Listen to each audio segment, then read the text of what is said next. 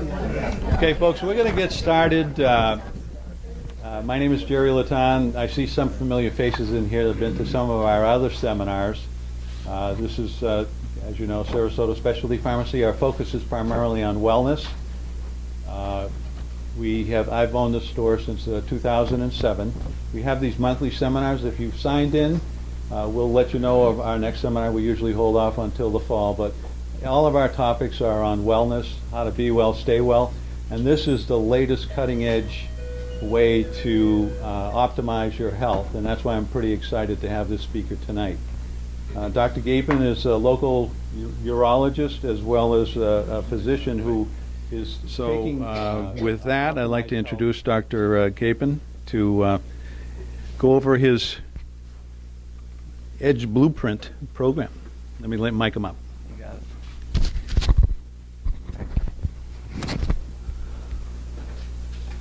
So apparently there's a big turnout. Great. Thanks everyone for coming. So as Jerry mentioned, my name is Tracy Gapin. I'm a urologist, board certified urologist. I've been here in practice for 15 years now. And I'm here to talk to you about optimizing health and longevity using epigenetics.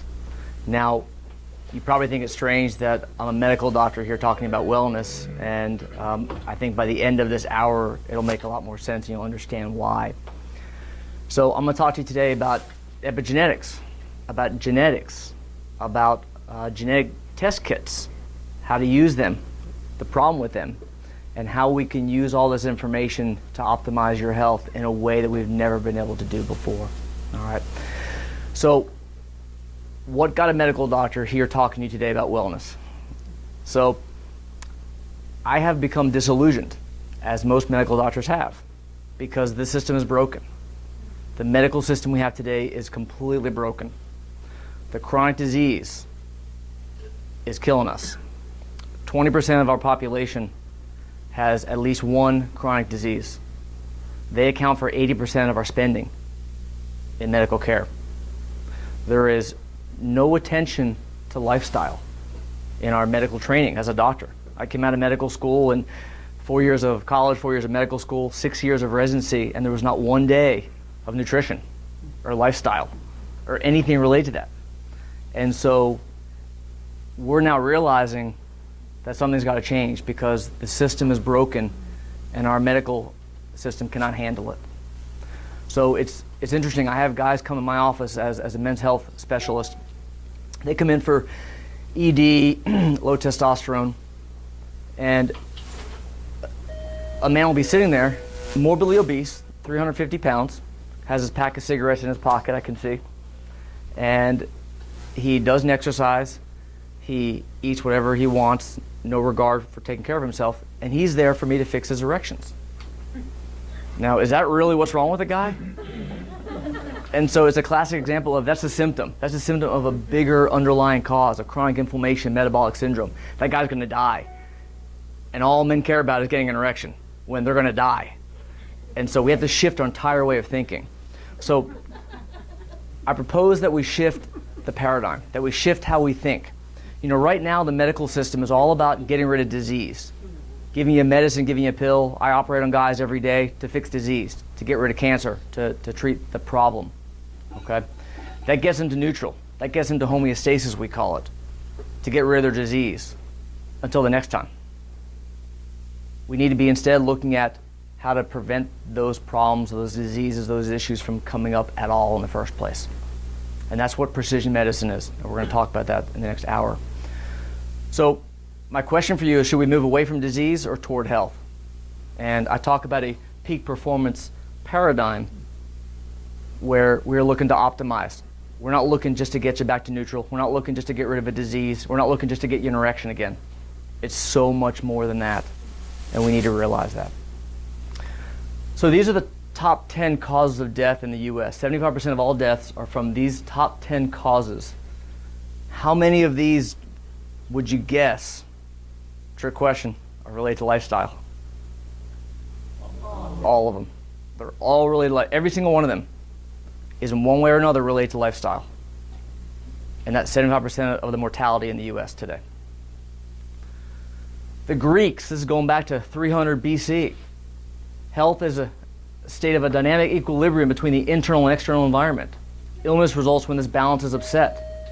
Hippocrates talked about the internal equilibrium depends on the external equilibrium between a person and his or her environment. That's lifestyle. That's what you eat. That's how you move. That's how you breathe. That's how you think. That's who you interact with. Hippocratic medicine is patient-centered rather than disease-oriented. Somehow, in the last 2,000 years, we've gone the wrong direction. But this was there all along. Time magazine, great article, talks about why your DNA is not your destiny. Talks about how genes are not the source of most chronic illness. Instead of our genes, our lifestyle and environment account for 90 to 95% of most illnesses. Fascinating. Cancers are from lifestyle. Okay? I'll repeat that. Cancers are from lifestyle. You may have a genetic predisposition. You may have BRCA1 gene, BRCA2 gene. You may have other genes related to prostate, colon, melanoma, lung cancer. But it's lifestyle that turns those oncogenes on or turns the tumor suppressor genes off. Okay? This great study looked at, this here from 2008, looked at causes of cancers. 5 to 10%. Environment was 90 to 95%. Look at this. Tobacco use, diet, 30 to 35% of cancers related to diet. Genes alone, only 5 to 10% of cancers. So this brings me to the first of my 3 essentials for tonight, that you control your own health. What you do, how you treat your body, is the ultimate cause of your health or disease. So let's talk about epigenetics. A lot of people have heard of that. Who's heard of epigenetics? Who has not heard of epigenetics? How about that? Who has not heard of epigenetics? Okay. All right. And who has heard of it but doesn't really know what the hell it is? All right, cool. Yeah, there you go. Okay. So let's start with genetics first, and then it'll make a lot more sense. So genetics pertains to your DNA. We all have 46 chromosomes, 23 pairs of chromosomes, and those chromosomes look like this, and they're made up of a long, long strand of DNA. And your DNA is a double helix, okay? It looks like this, okay, like a spiral staircase with rungs. And those rungs are the code of every one of you. Your genetic code is in those little base pairs right there, okay? And every one of us have different base pairs inside that DNA, and that codes for what makes us all different. Less than 1% of all of our DNA is different. 99% of it's the same. It's that 1% that makes all the difference between every one of us as humans. Now, genes are specific segments of the DNA, okay? Certain regions of your DNA code for a gene to make insulin, gene for how well your muscles work, a gene that codes for the color of your hair, the color of your eyes, codes for your risk of obesity. Your entire life and your code is in that DNA. Now, you have these little histones, which are proteins that the DNA wraps around. And your DNA is not a long strand like this, but it's all wrapped together. And those histones help control which part of the DNA gets read or not read. Okay? There's methylation, there's acetylation, there's different processes where the DNA gets unfolded to enable expression of those genes. Okay, so epigenetics talks about how those genes get turned on and off. Okay, and I promise you that's the most science I'm going to talk about all night. Okay, so what is epigenetics? It's change in genetic expression that do not involve alterations in the actual DNA genetic code. Do not involve alteration in the genetic code. The code doesn't change. This is not a mutation we're talking about. This is a change in expression with the same DNA. All right? It's the science of how our DNA interacts with our lifestyle, our nutrition, and our environment. So looking at this picture again, you'll see there are modifications to your DNA, like a histone modification where a little methyl group is called, gets attached to it, or a methyl group can get attached to your DNA. And that changes the way it folds. Your DNA is like a book, okay? Think of like a book of music, let's just say. And these methyl groups tag certain pages. They're bookmarks. And those bookmarks tell the genes whether to open or close. And the genes only get read if the book's open to that page, okay? Another analogy is a slinky. A slinky opens and closes. The only way for genes to get read is if it happens to be turned on. And those changes, those methylation changes we're talking about, are strictly from your behavior, from your lifestyle, from what you eat, how you breathe, the toxins in your environment, all the stuff we're going to talk about. And so there's science that clearly shows that your genetic expression is not just your DNA, it's your lifestyle. Genes can be switched on and off, and we can strategically influence and optimize gene expression to our advantage if we understand that. Changes can also be transmitted through generations. Well, I'll talk about in a moment a really cool study that really drives that point home. But the point is that your genotype plus epigenetics equals you. Okay? Queen bee. So, does anyone know how a bee becomes a queen bee? Anyone heard of royal jelly? Okay, so it's kind of funny. So every bee is born the exact identical bee. The bee that eats royal jelly off the head of one of the drones, that royal jelly changes the genetic expression of that bee, and it becomes a queen bee. Simply by eating royal jelly off the head of one of the drones, it becomes a completely different bee. Okay, DNA code did not change. It's identical to all the other bees in the hive. Another example, the agouti mice. So these mice have a gene called the agouti gene, and that gene codes for obesity, insulin resistance, which is diabetes, and risk of cancer and early mortality. Well, if you feed these agouti mice a diet rich in folate and other B vitamins, suddenly their offspring look like that. Otherwise, they continue to look like themselves. So that gene gets turned on and off simply by what the mother eats. Her offspring is different based on what she eats. You guys catch that? It's fascinating. Spina bifida. This is where the spinal cord doesn't close during development. This is life-threatening. The mortality from this is, I think, about 15% if a child's born with spina bifida and a myelomeningocele where basically their spinal cord is exposed.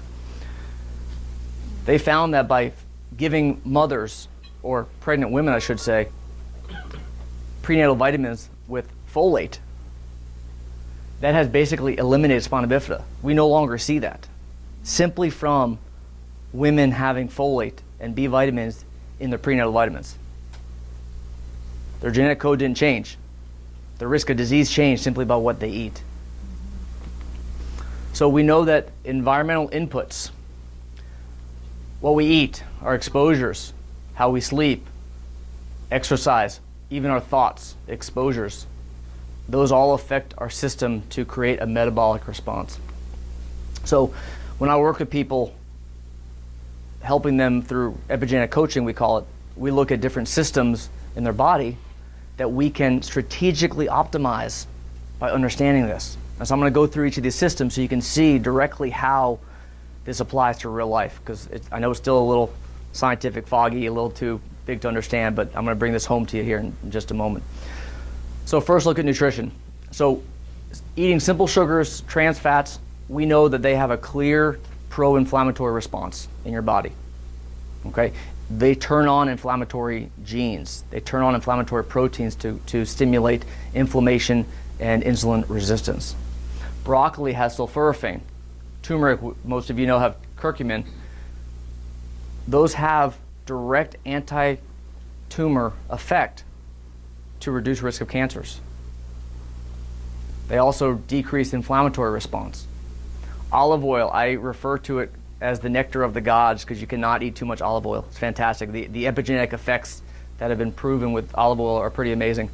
It downregulates inflammation and it promotes detox, and it has been shown to enhance your endothelium, your vascular system as well, at a genetic level. The ApoE gene, we'll talk about this a little later in more detail, but this gene is a lipoprotein gene that handles the way your body metabolizes fat intake.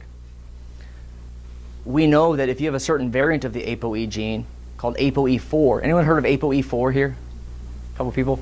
So if you have the ApoE4 gene, or variant I should say, it's not a mutation, it's a variant, okay? You do not do well with saturated fat intake.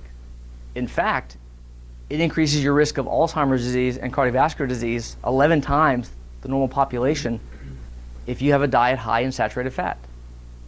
Okay? So for all the people out there who tell you keto's amazing, you should do keto, for an ApoE4 person, if you give them MCT or you give them a high saturated fat diet, you're going to kill them. Okay? So that is epigenetics in action right there. How your nutrition affects genetic expression. Okay? Your nutrition, saturated fat intake, turns off the ApoE gene, increases your triglyceride level, and ultimately increases Alzheimer's disease, plaque formation in the brain, which is the etiology of Alzheimer's disease, and plaque in the blood vessels, which leads to heart disease. Yes? Is there any way you can tell if that's part of you or not? Yes. Okay. Absolutely. I'm glad you asked. Fish oil. These are the genes that have been shown to be turned off by taking fish oil. Forget the ridiculous epidemiologic studies you read on Google or on Yahoo. Forget the population-based studies that say it works or it doesn't work. This is science. This is showing the actual genetic effects that fish oil has. That's irrefutable. Look at all the genes. PPAR gamma is one of the biggest ones here, that it increases function for energy and lipid metabolism. This is with fish oil intake. There's no question about it. This is scientific fact, the benefits that fish oil gives to you, okay, at an epigenetic level. It's not only what you eat, it's how you eat and when you eat. Intermittent fasting, I'm a huge fan of. It's been shown to help with weight loss and improves hormone levels and improves testosterone levels. It's been shown to improve insulin sensitivity and it reduces inflammation. It does all this through stimulating and turning on various genes. Most notably the SIRT1, FOXO, and the AMPK genes. These are all related to longevity. So there are studies that show that intermittent fasting, we believe, increases longevity in humans. It's definitely been shown to increase longevity in animals and in rats. Okay, we believe there's not a longitudinal study in humans yet to show that it increases longevity in us, but it has been shown to increase longevity in rats and worms and other animals. And it's all at an epigenetic level. Okay. So to give you some take-home messages that you can actually use and apply today, a couple different ways of doing intermittent fasting. Who does intermittent fasting here, by the way? Anyone? Who's never heard of it? It's okay. Well, it's okay. All right, so intermittent fasting is where you eat at discrete windows of time throughout the day, many different ways of doing it. I do the 16-8 pattern where I'll fast for 16 hours and eat for 8 hours. You can fast 1 day a week, 24-hour time period each week. For some people, that's torture. I think that the first method for a while is typically a good starting point for people who've never done it before. And then there's the 5-2 plan where you can eat regular for 5 days a week and actually fast or almost fast for 2 days a week. And that's for people who are a little more experienced with fasting. I think starting out, if you want to give it a try and if you've never done it before, I would definitely do the 16-8 as an entry point for that. Exercise. Great study that shows, let me back up. We know exercise is good for us. Everyone says you should exercise more, you should move more. But there's actually science to prove it, okay? The genes that are turned on from exercise. This one study showed that 30 minutes of exercise 3 times a week for 6 months, okay? 30 minutes, 3 times a week, 6 months. We can all do that, right? Every one of you can spare 30 minutes 3 times a week, okay?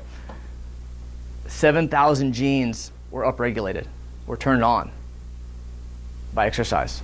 It's fascinating. Sleep is huge. Sleep is one of the biggest impacts on your longevity and your health than anything else you do is sleep. The more I've studied this, the more I realize that sleep deprivation is killing all of us. We're the only animals on the planet, this is fascinating, we're the only animals on the planet who intentionally deprive ourselves of sleep, okay? If you don't eat for long periods of time, your body has fat, okay? It has a survival mechanism that's been built. Mother Nature has provided you this mechanism to sustain yourself if you don't eat. But when you don't sleep, it causes such profound effects at a genetic level that you cannot recover from that, and it's cumulative throughout your lifespan. There's been studies that show that the genetic effect of lack of sleep is profound and it's irreversible. One good night of sleep activates 500 genes. There's a study that looked at shift workers, people who work night shift. The WHO has actually classified it as a carcinogen. Okay? Pretty powerful. For the WHO to actually classify something as a carcinogen, you need some pretty powerful data to support that, because it's been shown to increase risk of cardiovascular disease, cancer, diabetes, and cognitive decline. Great study, daylight savings. A study looked at in the spring when we lose an hour of sleep. They looked at what happens on that day when everyone loses an hour of sleep. And what they found, a 24% increased risk of cardiovascular events on that day. Heart attack, stroke, death. Increased risk of suicide. And a great study that the judges I spoke, or the lawyers we spoke to a few weeks ago love this, that the study showed that the judges on that day issued a harsher sentence overall than any other day, and it took 4 days for that effect to wear off, basically. So we're all different on that day, and it affects us at levels we don't even recognize or feel outright. Studies have shown up to 50% reduction in testosterone levels in men with chronic sleep deprivation. Another good study looked at that ApoE gene we talked about a moment ago. People who have the ApoE4 variant we talked about and have high blood pressure, okay? Now we're looking at multiple different genes and lifestyles together have been shown to have increased risk of Alzheimer's disease, okay? So the ApoE4 gene, not only is saturated fat bad for you, but sleep deprivation as well. Okay, again, that's where your genes and lifestyle are interacting to create an effect. The Adena school system did a test where they changed the start time in the morning for their elementary school kids. Actually, that's high school, excuse me. 7:30 to 8:30 change, and they noticed increase in SAT scores from 56 in math and 156 in verbal. Fascinating that the intellectual capacity of these kids changed that much simply from changing their sleep. Okay. So I cannot emphasize enough the value of sleep with my clients, especially the men who I see for low testosterone. This is one of the most important things that I work on, because sleep is critical for so many of your body functions. It's been clearly shown to affect your cardiovascular system, cognitive function, especially Alzheimer's. Tons of studies on Alzheimer's disease and its correlation with lack of sleep. Weight loss, hormone balance. A few studies have shown increased cancer risk. The mental health and stress issues are fairly obvious, and then longevity as well. So some sleep hygiene, some take-home messages for you here for sleep. I would recommend you avoid blue light for 3 hours before bedtime. That means computers, laptops, even your phone. You can either turn them off. A lot of people wear those glasses. I have a pair of those glasses that I wear at night. You can turn your phone on. You know, there's a way you can turn the light off your phone that's actually not quite good enough. It takes more than just that. Okay. A consistent sleep schedule is critical. There's this thing called social jet lag, where people will not sleep during the week and then on the weekend try to catch up. Your body cannot compensate for that. That doesn't work. Okay, your body's not able to. Again, like the fat example I gave before, your body doesn't store up sleep to use when you need it later. Okay, you're affecting your body the whole week, the entire week, and then you can't fix it on the weekend. All right, so you need a consistent sleep schedule during the week and on weekend. Who sleeps less than 7 hours a night? Yeah, so that's a problem. And it's all decision. It's all mindset. It's all because you think you have to do something.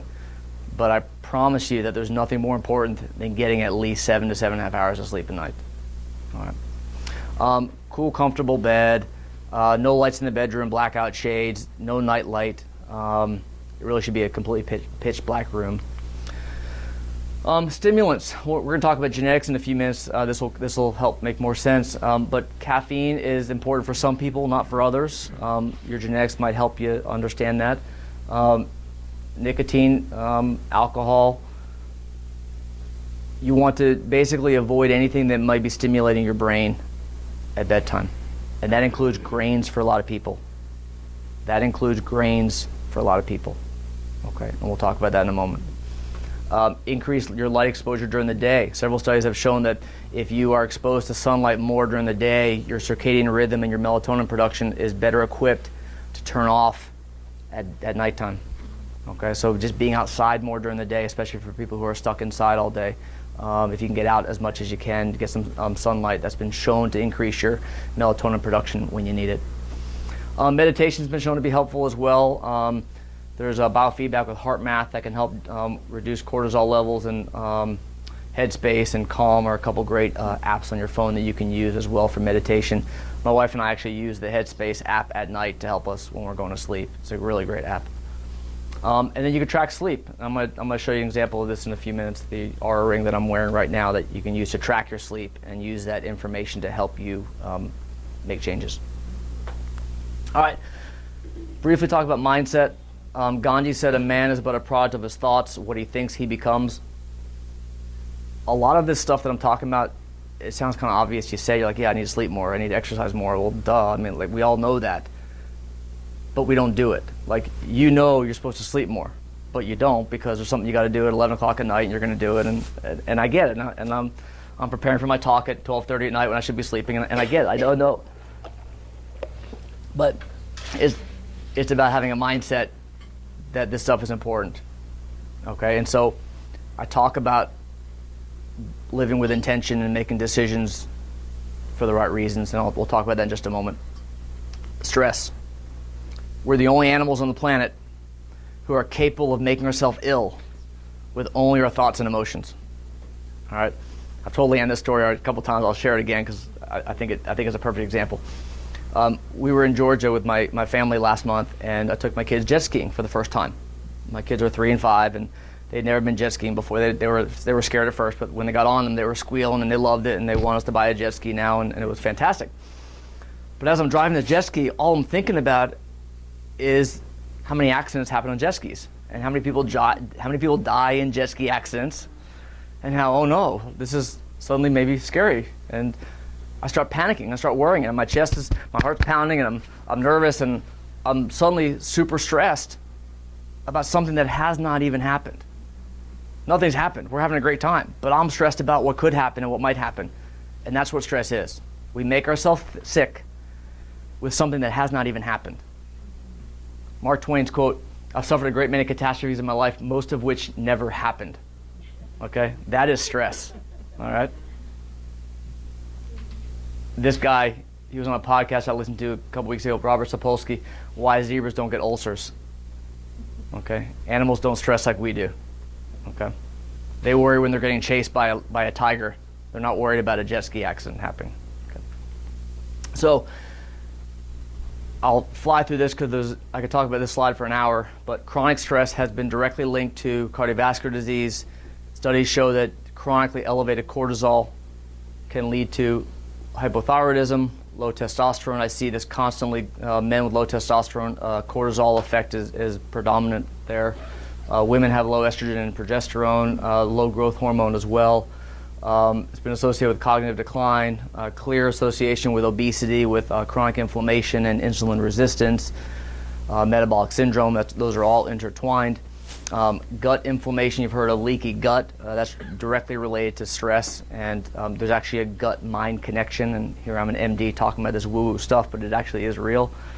ED, definitely an association with erectile dysfunction. It affects our thought processes, our decision-making, our judgment. Chronic stress, anxiety, depression, and aging. So stress is not all bad. You know, exercise is stress. You think about it, you're stressing your body intentionally because that's good. Oxidative stress to a certain level is good for your body to grow and to thrive and for muscles to build and your vascular system, everything to work properly. You need stress. The key is optimizing stress. And the way I look at it is, how do I optimize my stress? Not eliminate it. You can't eliminate it. You don't want to eliminate it all. You want to optimize it and optimize your response to it. All right. The way we do that is, we'll talk briefly about limiting beliefs. This is where I get a little psychological on you. Our thoughts, our decisions, our beliefs, are critical when it comes to overcoming stress, as well as making a decision to focus on these issues of our health that are important. So when I talk to my clients about this stuff, I ask them, well, why haven't you done this? Why haven't you done that? What do you think about this? And these are the limiting beliefs that I hear. There's nothing I can do about it. I can't change. It's too late for me to change this. Or what if I fail? Or I'm not good enough. I'm not smart enough. Those are all just beliefs that are wrong. And they're limiting you from moving forward. And that belief leads to a thought. I can't do it. You believe you can't do it, so I think, well, I'm not going to be able to do that. I can't go run for 30 minutes. I can't go work out for 30 minutes. I don't have time. It's not going to matter anyway. There's nothing I can do. I'm fat. I can't change that. You see what happens? Now that those beliefs become thoughts, you have feelings about that, okay? That leads to an action, and then the results, and it feeds on itself. So you need to break that cycle. You need to change your beliefs about it, and it's a decision. And this is where I'll try not to get too woo-woo on you again, but it's about making a decision to change your belief, okay? And it's all about mindset. It's all about positive mindset, to have the decision to change your belief to a positive one. Meditation, there was actually some science that looked at meditation, and it showed that they compared long-term meditators to a control group and novice meditators who did an 8-week meditation training. Dramatic effect on gene expression just by meditation. This is all mindset. This is nothing but what you're thinking. There's no pill, there's no medication, there's no surgery. This is all what you're thinking is having this profound genetic effect. HeartMath is a great tool. It's a biofeedback tool where you can learn how to develop coherence between your mind and your heart. And you can use breathing as a tool to control your stress and control your mindset and help you refocus.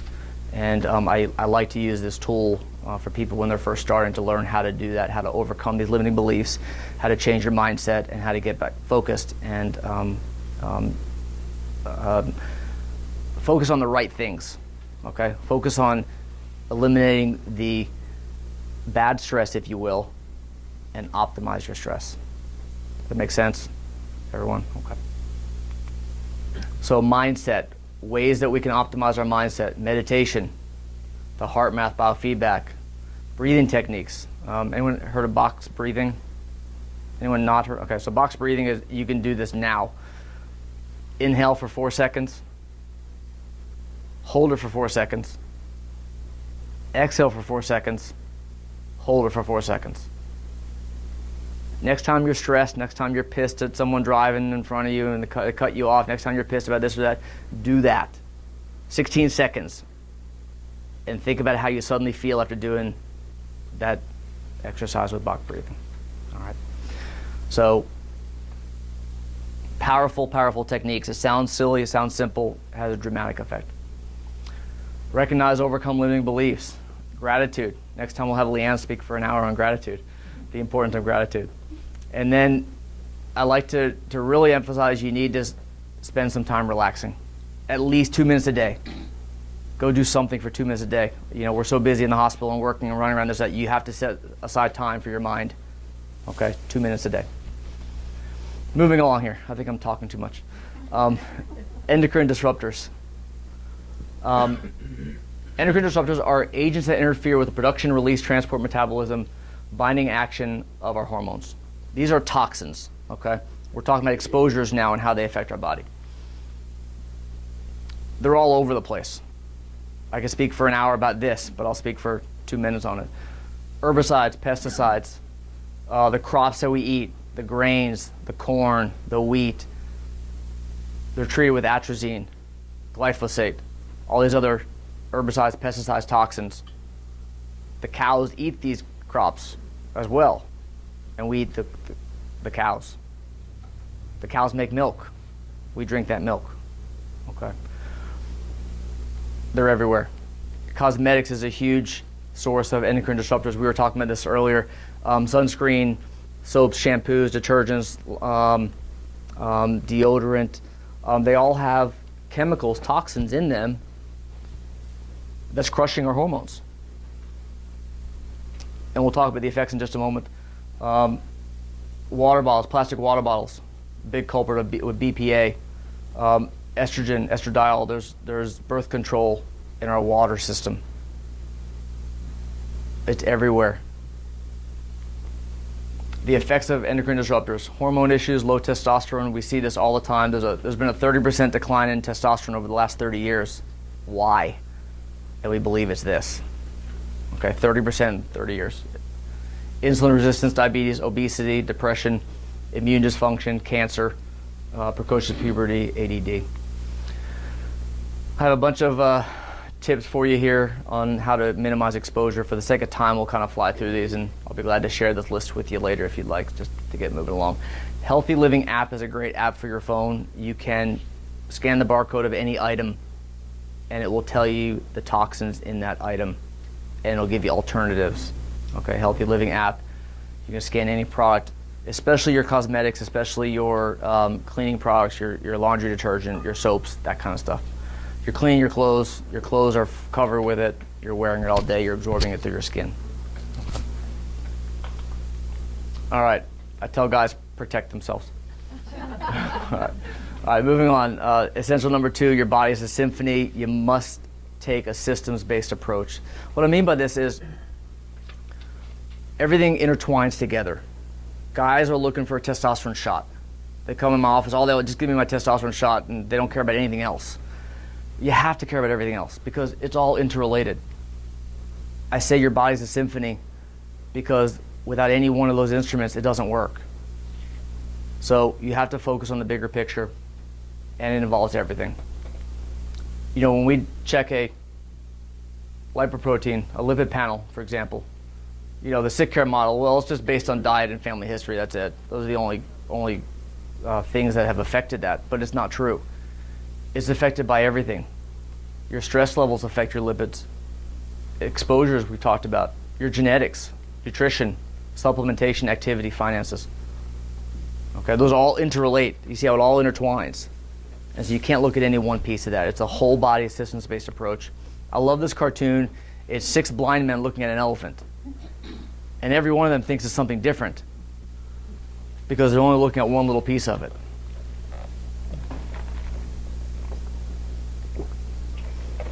So the key is we have to look at the whole body and a systems-based approach. And as a urologist, I have learned that I've been doing men a disservice for all those years of just focusing on their testosterone because it's cortisol, it's thyroid, it's nutrition, it's stress, it's sleep, growth hormone. I can go on and on and on and on.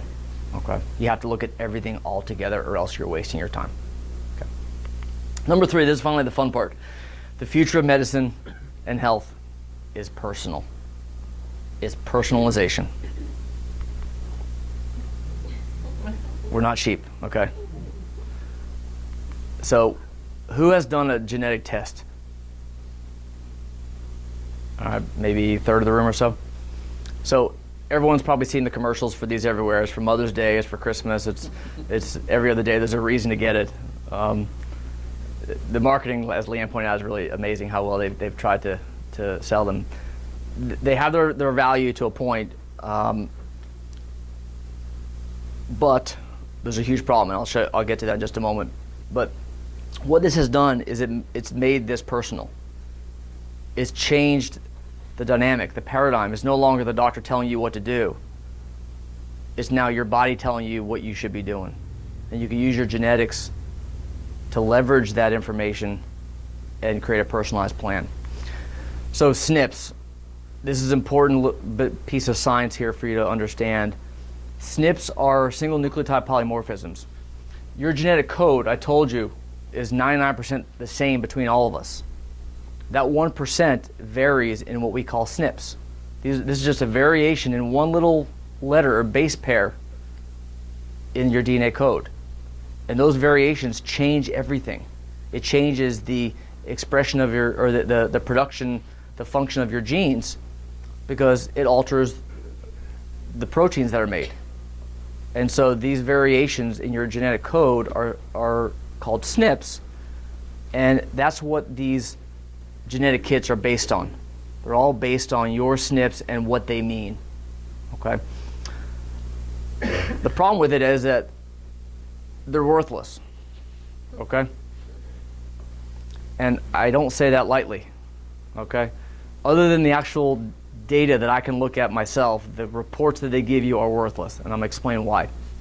So when the Genome-Wide Association study came out, GWAS, almost 10 years ago, they believed, oh my God, this is awesome. We finally figured out that these SNPs equal these traits. So now we know how you get diabetes, how you get cancer. It's this SNP equals this outcome.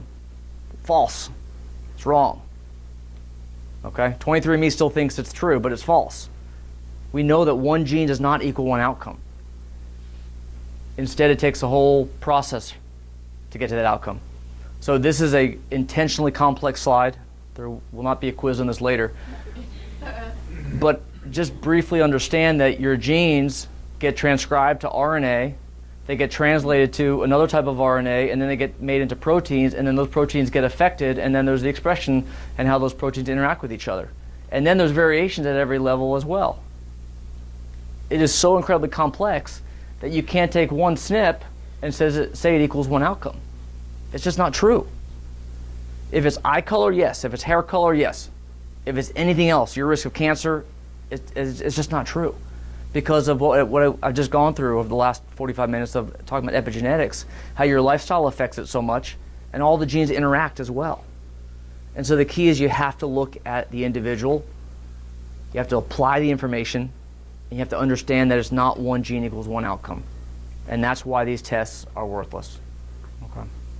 So I'm going to go through some brief examples now so you can actually take home some understanding of what you can do with that genetic data. Like you asked me, can you know that information? The answer is yes. So the ApoE is right here.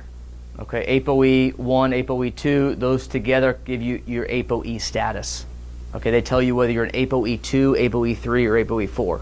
Okay, so that's just one piece of this puzzle. There are other genes as well, for example, that relate to your fat intake. So for some people, keto diet is great. Some people, high saturated fat is awesome. Go eat the red meat and the eggs and the cheese and the dairy, and it's fine. For that person with the ApoE4 variant, you're killing them. So it's kind of important to know that information, isn't it? But it's not just that. Okay, so we look at, well, how much, if I don't eat saturated fat, what do I eat? Well, you have to look at everything else. So you look at your carb intake, and your PLIN1 gene is important, your uncoupling protein is important, your VLDL is important. All those genes interact and they intertwine.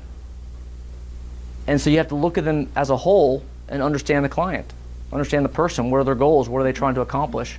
That's how you use the genetic DNA data, not some stupid report that gets printed out from 23andMe. Those are worthless.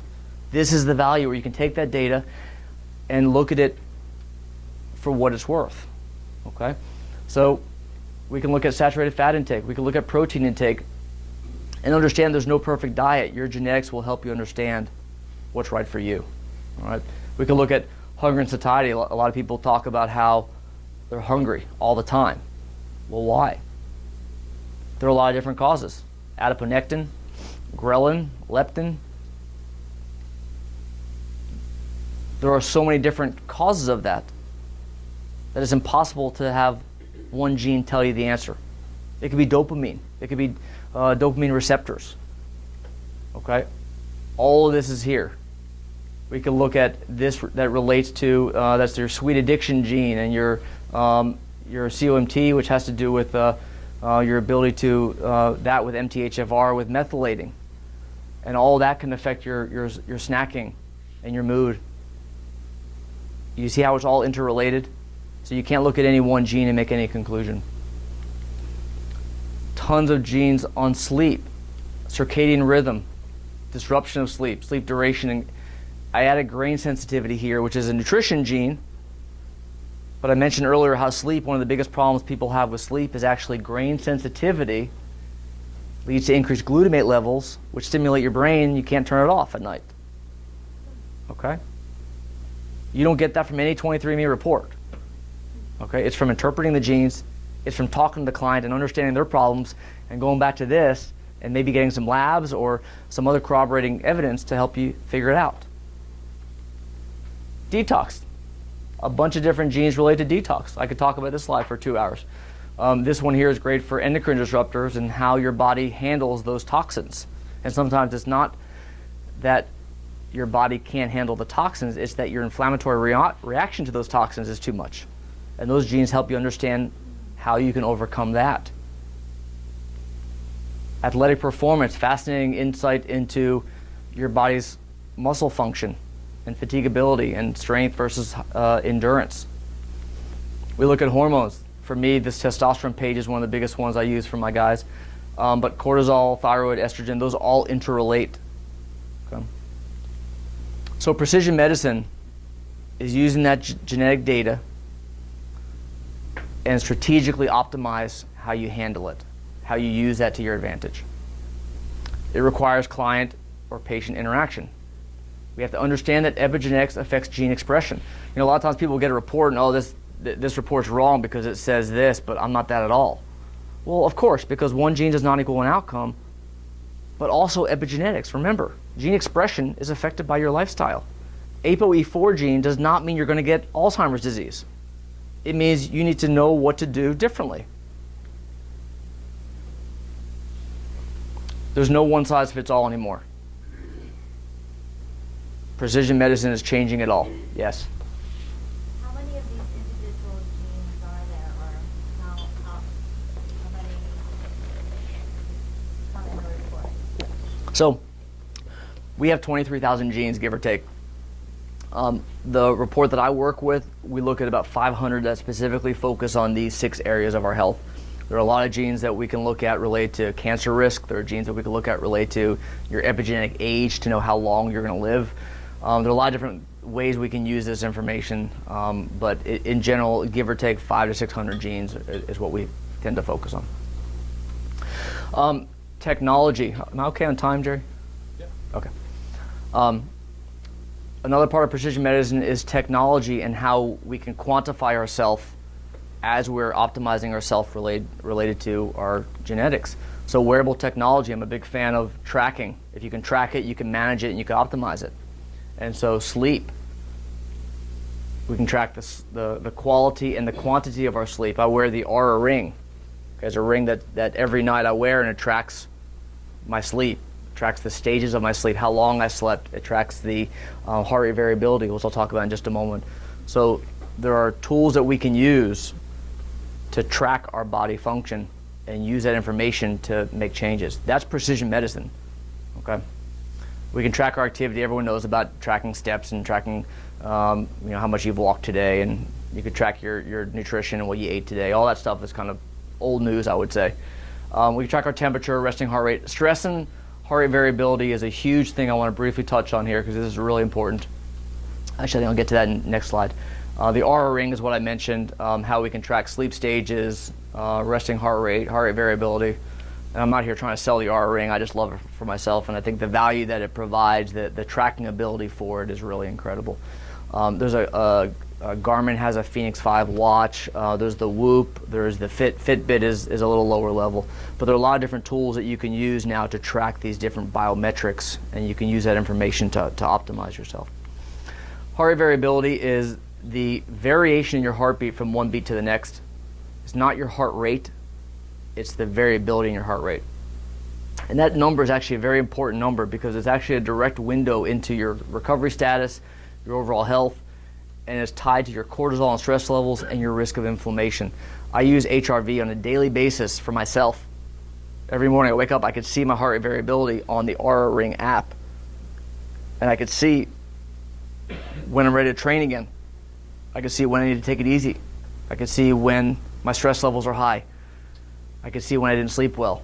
And I could use all that information to change how I live. Okay. We can use we can use genetics obviously for predicting cancer risk. There are a couple different tests out there. There's the MyRisk one, there's the Color one. These look at about 30 different genes related to your risk of 8 different cancers. Again, this does not mean you're going to get those cancers, but now you can make decisions about how to screen properly and how to pay more attention to those risk factors. Okay, so let's say it shows increased risk of colon cancer. You can have more frequent colonoscopies. Let's say it's shown an increased risk of prostate cancer.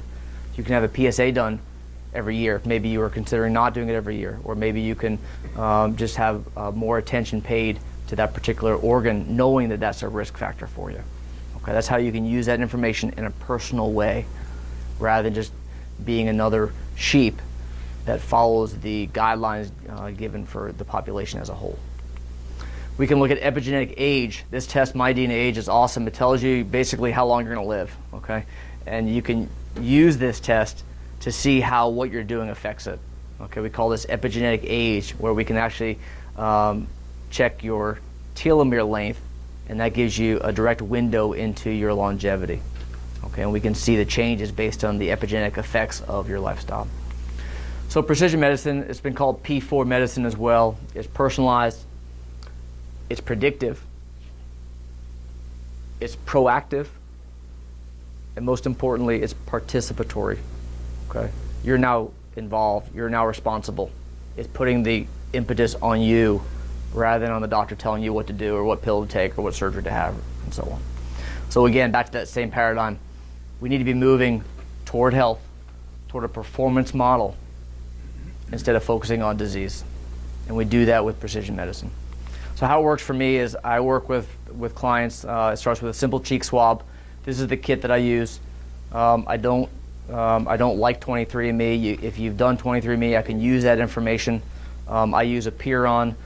Epiron does not store your data, so a lot of people are worried about confidentiality and privacy. You know, 23andMe was bought by GSK, by GlaxoSmithKline last year, big pharma, and they now own all that data. They could take those millions of genetic data files and use it for research. It's no longer yours, it's theirs. And so even though 23andMe says, oh, well, we'll never sell your data, but if they get bought, then they didn't sell your data, they sold themselves. And so I prefer Epiron because I know that the data goes to the client and no one else, and the data gets destroyed from Epiron, so there's no issues with privacy or confidentiality.